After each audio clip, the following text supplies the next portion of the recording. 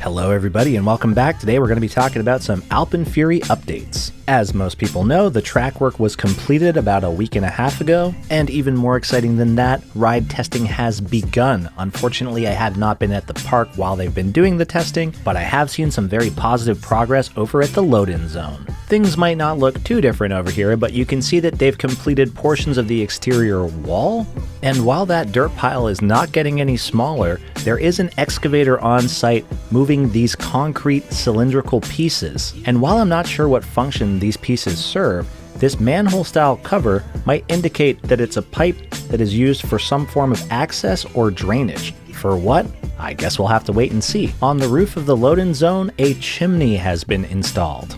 And on the sides of the platform at the station, we can see the wooden picket fences going up, which are also being installed on the stairs to the station. They've also cleared a lot of rubble and debris from this area, but what's really fascinating is this box over here that is labeled Creative Realities. I looked this up online. Creative Realities is a company that deals with digital signage. Is it possible that in that box is the sign for AlpenFury? Only time will tell. And speaking of time, this little building that's looking more and more like a gift shop that has the wooden circular area that says clock on it, still has no clock. But what it does have is some newly installed pot lights that go all the way around the building. But not only that, there are also these flickering themed wall-mounted lanterns that are on either side of the doors. We can also see 3 white circular lights installed into the underside of the wooden overhang. And over at the load-in platform, there are 2 other very noteworthy observations. The first being the ride operator booth, which is looking a lot more complete than it was before, and the second being this graphic on the wall to the side of the operating booth, which appears to depict a track running through a mountain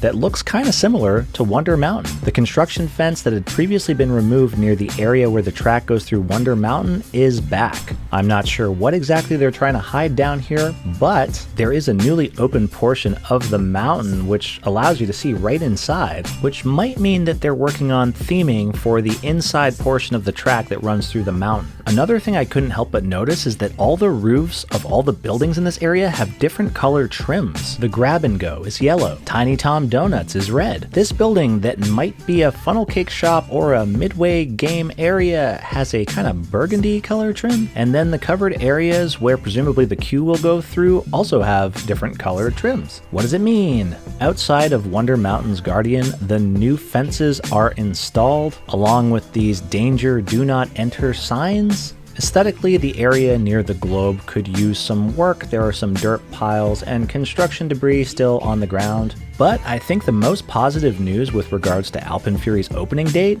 comes in the way of this. A post on Canada's Wonderland's website announcing a casting call where they are looking for extras for an AlpenFury marketing film shoot, where the plan is to film riders on an operational AlpenFury on Tuesday, July 1st, which means this thing is gonna be done really soon, with July 1st being exactly 2 weeks away from today. And those are all the updates I have for you today. Remember to like and subscribe for more updates, and thanks for watching.